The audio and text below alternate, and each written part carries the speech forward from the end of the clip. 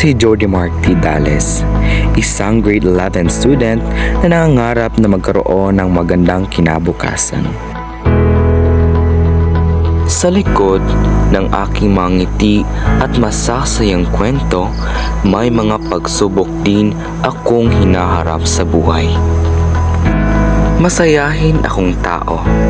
Mahilig akong sumayaw at kumanta dahil ito ang nagbibigay sa akin ng saya at lakas ng loob. Kapag ako ay nasa entablado o kasama ang mga kaibigan, nakakalimutan ko pansamantala ang mga problema at pagod sa araw-araw. Ngunit hindi rin maiiwasan ang lungkot.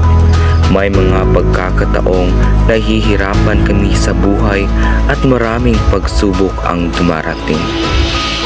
Minsan, napapatanong ako sa sarili ko, bakit parang unfair ang buhay?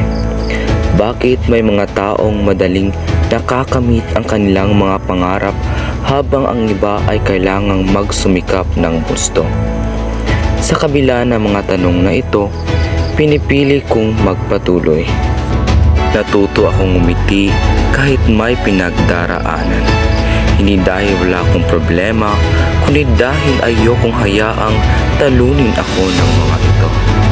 Ang bawat hirap na aking nararanasan ay ginagawa kong inspirasyon upang magsikap palalo.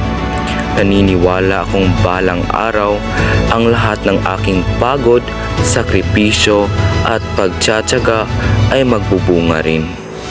Patuloy akong nangangarap, nagsisikap at lumalaban para sa aking sarili at para sa aking pamilya. Alam kong hindi madali ang daan patungo sa tagumpay. Ngunit naniniwala akong bawat hakbang na ginagawa ko ngayon ay maglalapit sa akin sa mas magandang bukas.